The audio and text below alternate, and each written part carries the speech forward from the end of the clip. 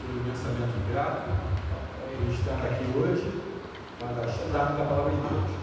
Agradecer também aos nossos visitantes, sejam bem-vindos, volte sempre, tá? E a gratidão que a igreja aceitou esse convite de estar aqui hoje. Interessante que, antes de entrarmos na palavra de Deus, o estudo, vamos fazer uma oração, tá? Eterno Deus, bom Pai, pedimos a presença do Teu Espírito Santo aqui, para nos conduzir e que tudo seja falado, seja gravado na mente de cada um, que possa produzir fruto para o Teu reino, em nome de nosso Senhor Jesus Cristo. Amém. Vamos fazer um estudo. Hoje é um dia todo especial, né? De colocar nossas orações aqui ao altar do Senhor. Nós vamos abrir a nossa Bíblia. Aqueles que têm Bíblia, abrem smartphone ou celular, Lucas capítulo 5. Capítulo 5 de Lucas. Nós vamos fazer um estudo do verso 1 ao verso 11. E aqueles que quiserem estudar mais profundamente em casa, vão ler Marcos 1, 16 a 20 e Mateus 4, de 18 a 22. Faz um complemento da passagem que nós vamos ler. É super significante, linda passagem, fala sobre a pesca maravilhosa, né? Ou a pesca milagrosa. Eu vou ler aqui a passagem. Lucas 5, capítulo, verso 1. E aconteceu que, ao apertá-lo a multidão para ouvir a palavra de Deus, estava ele junto ao lago de Genezaré, e viu 2 barcos junto à praia do lago, mas os pescadores, havendo desembarcado, lavavam as redes.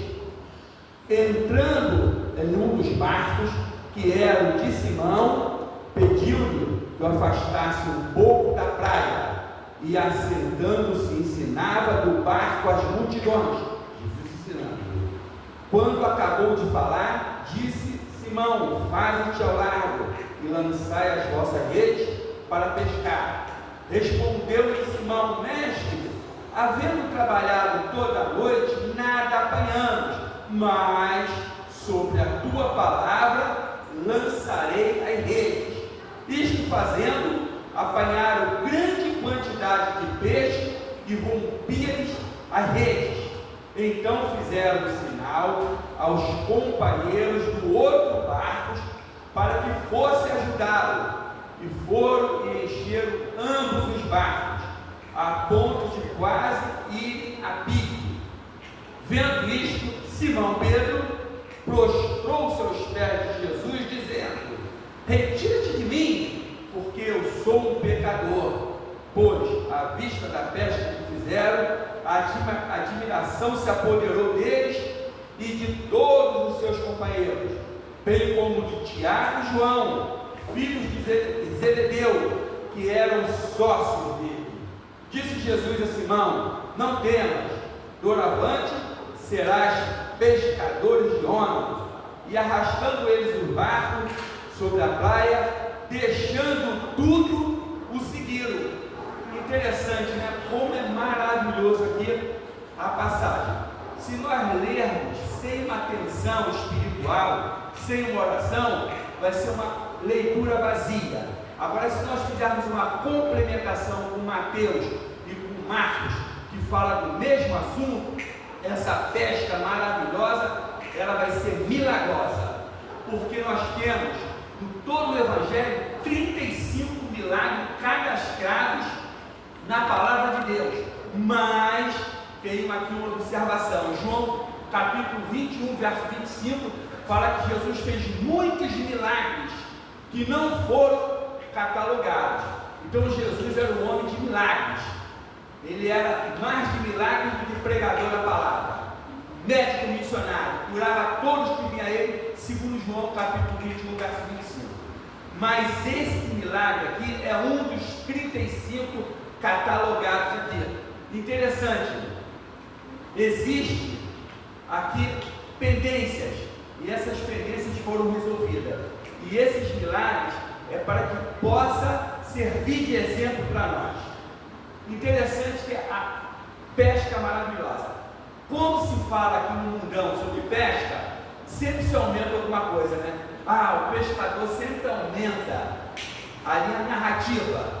E eu tenho experiência própria. As minhas viagens que eu tenho feito por aí, eu e minha esposa fomos diversos pesqueiros. Nós tivemos um aqui recente em Itamonte, com a minha neta, as minhas netas, meu filho e a parentada, né?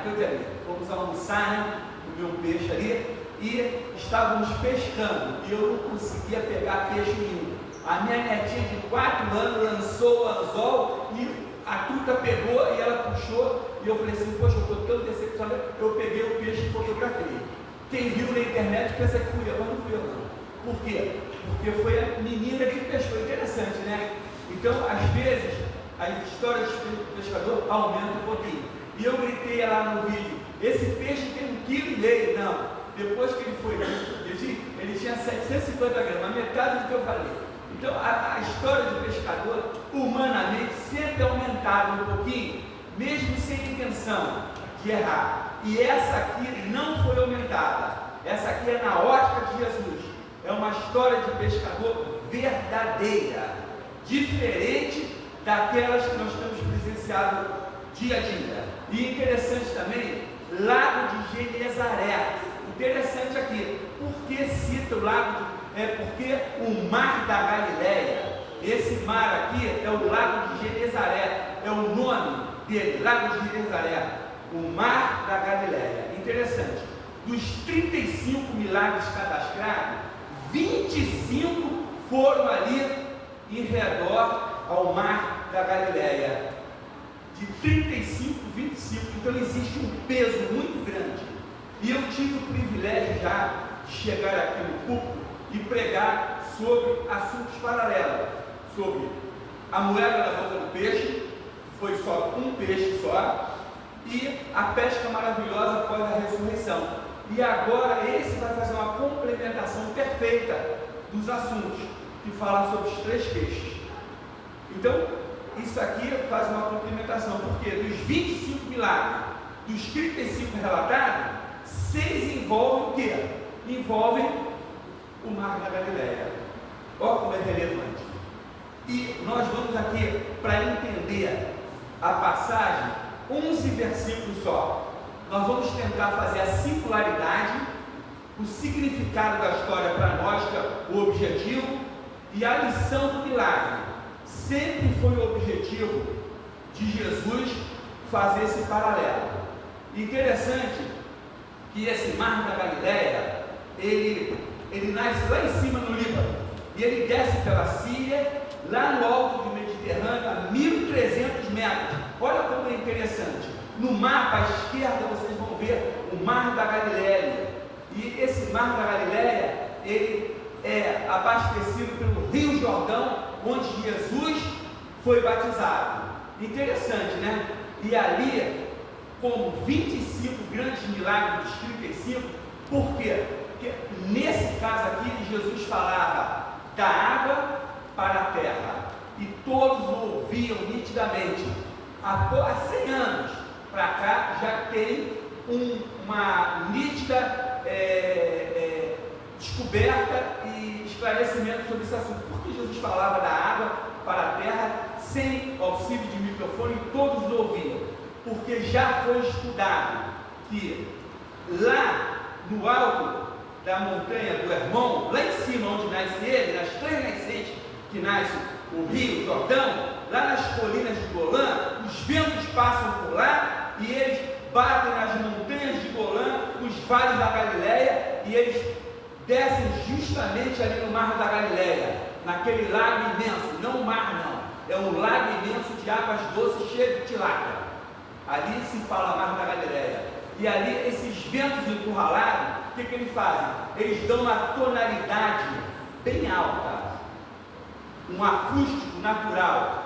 Então Jesus, sabendo disso, ele falava ali do mar para a água e as pessoas ouviam nitidamente. E hoje todos os pregadores que visitam fazem um culto ali, naquele local, e até fazem um batismo.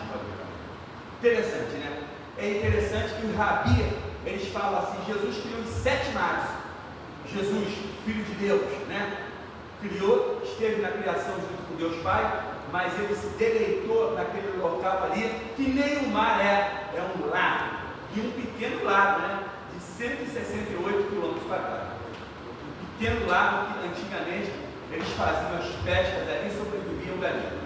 E interessante, mais interessante, que nós vamos entrar na singularidade desse grande milagre aqui. Quem quiser estudar em casa, 11 versozinhos, estuda Mateus também, 8 versos, estuda em Marcos. Mateus 4, Marcos 1, vai ter a complementação do assunto. Nós não podemos delongar muito, porque nós temos pouco tempo para falar sobre o assunto da palavra de Deus, né? Só Lucas aqui, que é o médico de formação, ele conta a história, somente ele. Pedro chama Jesus de mestre, reconhecendo a messianidade de Jesus 6 vezes no Novo Testamento. Somente 6 vezes ele é chamado de mestre. E a única vez que o nome duplo de Pedro é citado aqui, Simão Pedro. O doutor Lucas, que escreveu o livro, cita Simão Pedro, a única vez. Interessante, como é singular essa história aqui, e esse complemento que eu estou trazendo para os irmãos. O significado na época e para nós hoje. Interessante. Nós não temos muito tempo, vamos tentar resumir o máximo, né? Lucas 5, no verso 3, quem está com a palavra? Verso 3, vamos ler. Lucas aqui, verso 3, 5, verso 3. Entrando em um dos barcos, que era o de Simão, pediu-lhe que o afastasse um pouco da praia, e assentando-se, ensinava do barco as multidões. Interessante, é por isso que ele ensinava, sem o auxílio de microfone, usando a acústica natural da natureza que ele próprio criou. Muito lindo, né? A água sempre serve ali como acústica, né? E interessante quando ele fala que Pedro seria pescador de homem, porque Jesus, ele estava ali na água, né? Estava fazendo ali espiritualmente a pesca humana, pregando ali para salvar as pessoas. E os peixes, eles estão na água, quando são pescados, vêm para a terra e morrem. E os homens são diferentes. Quando pregamos, falando da palavra de Deus para quem não tem Jesus, aquela pessoa espiritualmente está morta. Quando você fala de Jesus, ele passa a viver. Interessante, né? O contraste que a gente vê aí nessa passagem tão espiritual, né?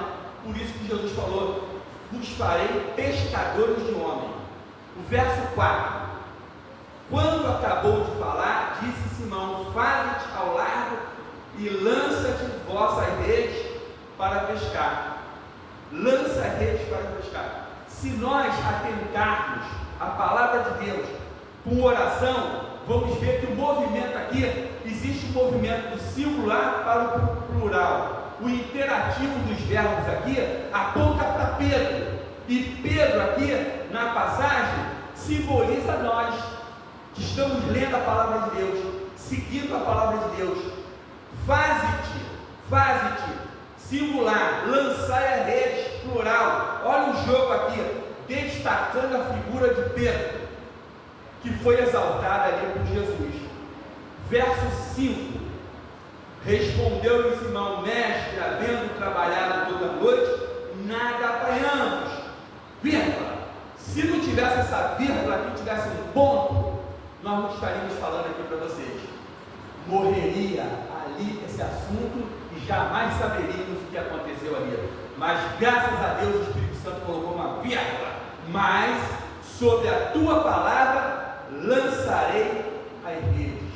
Olha aqui a senha. Mas sobre a tua palavra lançarei a rede. O singular e o plural aqui, eles fazem uma ordem de obediência. Sobre a tua palavra lançarei. Todo indivíduo que obedece às palavras, às ordens do Senhor Jesus, são felizes, vão se tornar felizes, vão terminar felizes. Por quê? Porque quando Jesus manda, os servos devem obedecer.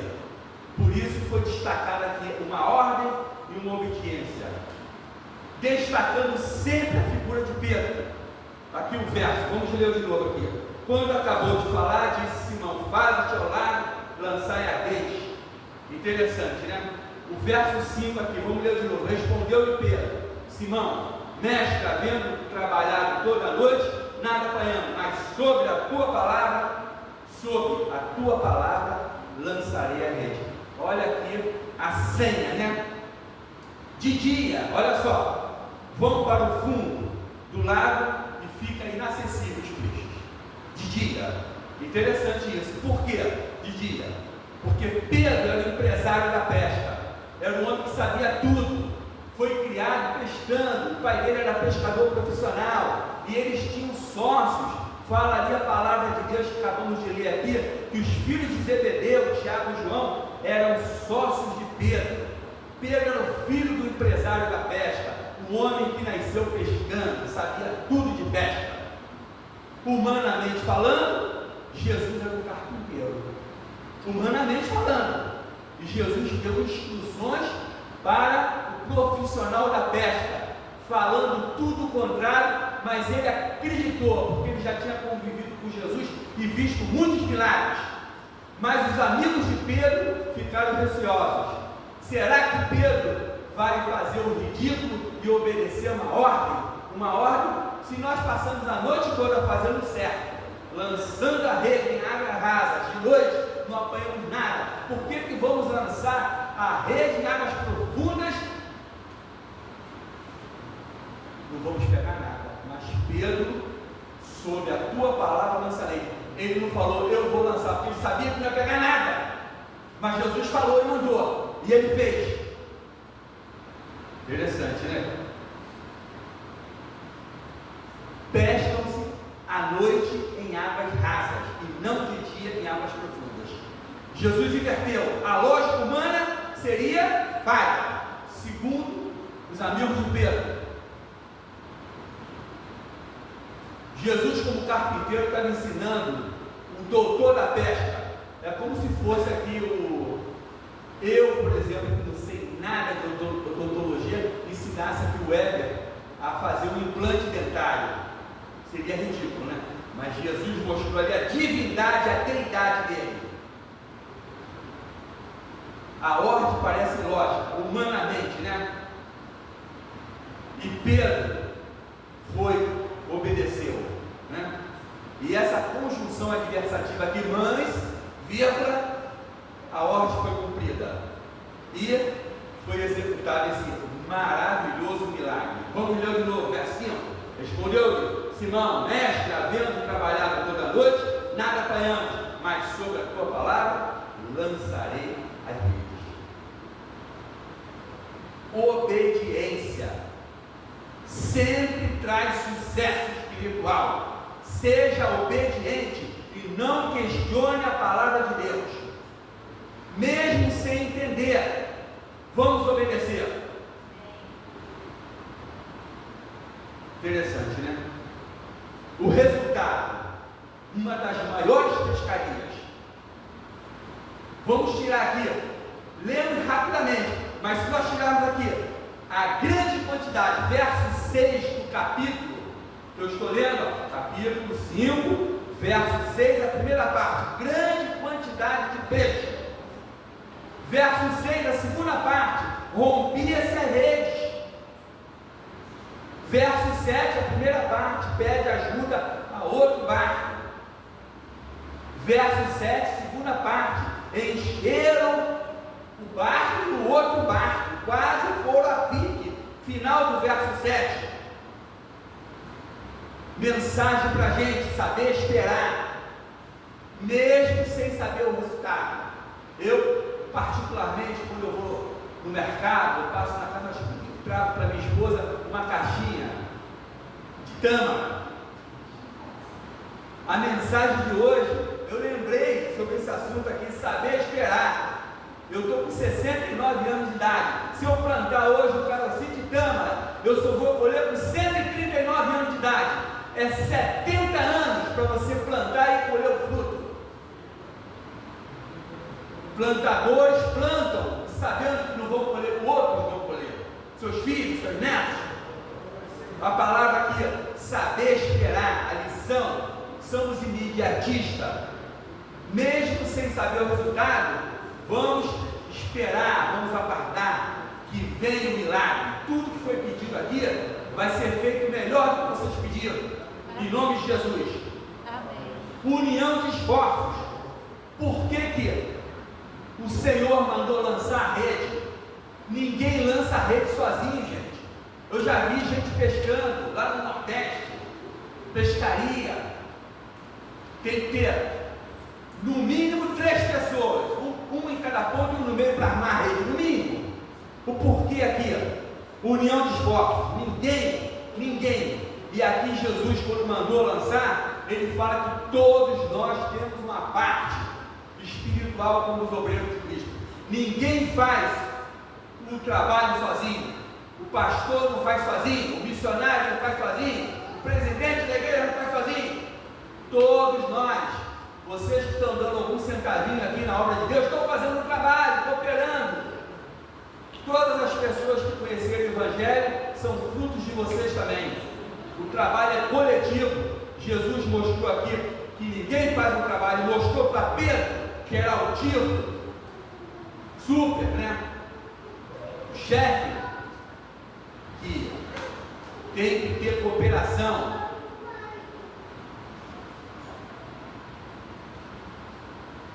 Sete dos 12 apóstolos eram pessoas simples, sem estudo nenhum, criados ali do lado de Jerusalém, pescadores, sem estudo. E interessante que Jesus falou: vocês serão pescadores de homens, porque os peixes, quando eles são pescados vivos, eles morrem, como eu falei. Você pesca ele, traz ele, perde a ventilação, a respiração e morre na areia. E os homens, quando são pescados, eles geralmente são pescados mortos, sem conhecer a palavra. E quando conhecem a palavra, eles começam a identificar a vida eterna de Jesus Cristo. E eles foram pescados mortos espiritualmente. Quando damos a palavra, eles passam a ter vida espiritual. Interessante, Jesus no verso 10 fala aí: sereis pescadores de homens. Exalta bem, pescadores de homens. E no verso 11, deixando tudo, o seguiram. Aqui fala: e arrastando eles os barcos sobre a praia, deixando tudo, o seguiram. Parece um paradoxo, não parece? Leia bem, do 1 ao 11. O verso 2, o verso 11, parece um paradoxo. Depois de um grande fracasso, que eles pescaram, não conseguiram nada, estavam lavando as redes para voltar a pescar. E depois que tiveram um encontro com Jesus, pegaram muitos peixes, poderia aqueles peixes ser vendidos, pago as dívidas, dado 13º para todo mundo, sobrado dinheiro e feito investimento. Nessa hora largaram tudo e seguiram Jesus. É um paradoxo ou não é?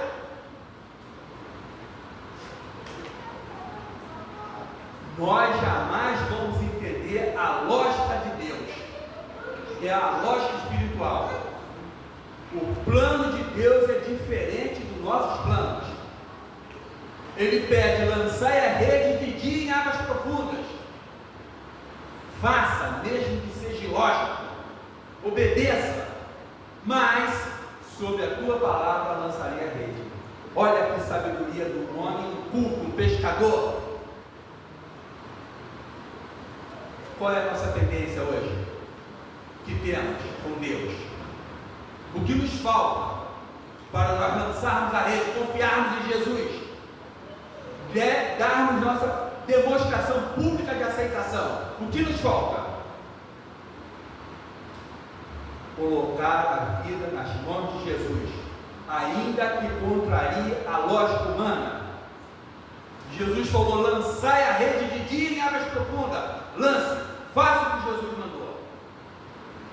Às vezes a gente acha lógico, quando temos que contribuir com a obra de Deus, eu vou levar um prejuízo, isso vai afetar meu orçamento financeiro. Não, faça aqui que você vai ver, experimente o Senhor Jesus. Quando temos que perdoar alguém que nos ofendeu, o indivíduo nos ofende e não quer conversar com a gente tem que ir lá reconciliar com ele, conforme a palavra de Deus falou. Mas eu não vou fazer isso não, vou pedir perdão não. E a minha reputação? Deixa a reputação para lá. Sobre a tua palavra, lançarei a rede. Faça a tua parte. Nenhum fracasso é permanente quando aceitamos as ordens de Jesus. Se nós começarmos de novo, mesmo que tenhamos fracassado a vida toda, começarmos, obedecer vai dar no final sucesso. Vamos finalizar com o verso 11. Depois os irmãos complementam em casa, ok? A complementação aqui, Mateus 4, de 18 a 22 e Marcos de 1, de 16 a 20. E eu vou ler aqui o verso 11, capítulo 5, de Lucas. Arrastando eles os barcos sobre a praia, deixando tudo, o seguiram. O que é que nós podemos deixar hoje para seguir? Eu sei o que eu tenho que deixar para continuar seguindo Jesus. Cada um sabe o que é que nós temos que deixar para continuar seguindo a Jesus. Aqui fala, vírgulas, mas sobre a tua palavra devemos lançar a rede, fazer a vontade de Jesus. Aí teremos sucesso. Eu quero ser obediente a Jesus, quero lançar a minha rede, quero fazer a vontade sobre a palavra de Jesus. Quem aí dos irmãos deseja fazer a vontade de Jesus? Amém. Vamos orar então. Eterno Deus, bom Pai que está nos céus, muito obrigado por estarmos aqui para poder seguir a tua vontade, fazer a tua vontade, seguir as suas ordens. Em nome de nosso